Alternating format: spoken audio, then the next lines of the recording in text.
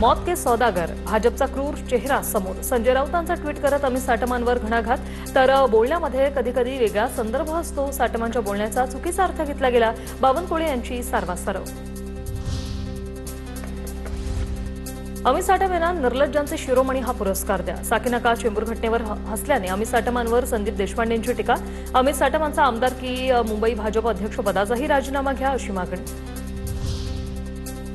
अमित साटमांचा राजीनामा घ्या मनसेची मागणी. सोमवारी मुंबईतल्या प्रत्येक विभागात आंदोलनाची भूमिका.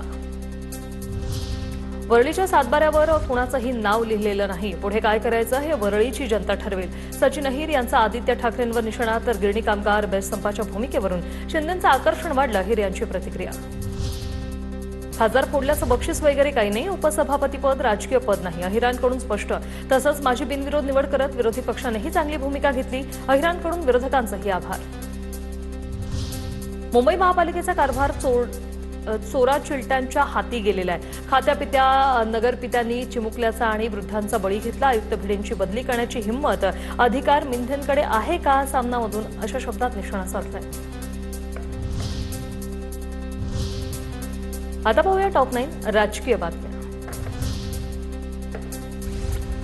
मुंबईच्या महापौर रितू तावडे यांच्या दालनाबाहेर मेटल डिटेक्टर बसवलं. महापौर कार्यालयाला धमकीचा ईमेल आल्यानंतर खबरदारी. महापौर कार्यालयात प्रवेश करताना मेटल डिटेक्टरमधून तपासणी. रितू तावडे या महापौर आमच्या हेडमास्टर नाहीत. गैरप्रकार सुरू होता म्हणून व्हिडिओ काढला. रितू तावडेंच्या आरोपांवर किशोरी पेडणेकरांचं उत्तर. पेडणेकरांनी दालनाची रेकी केल्याचा रितू तावडेंचा आरोप.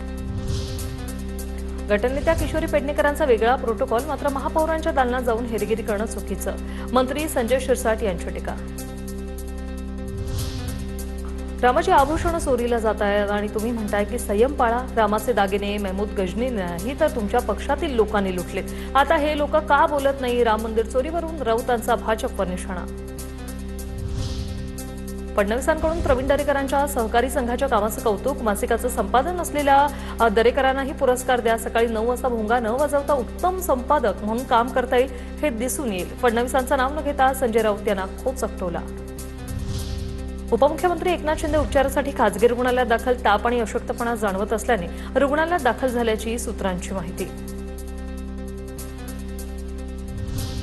सरकारविरोधात लढत असल्याने काही कारवाई होऊ शकते आणि त्याची मोठी किंमत मोजावी लागू शकते. रोहित पवारांचं सूचक ट्विट. संघर्षाच्या मैदानात जनता सोबत असेल तर जखमांचा विचार करून उपयोग नसतो. ट्विटमध्ये उल्लेख.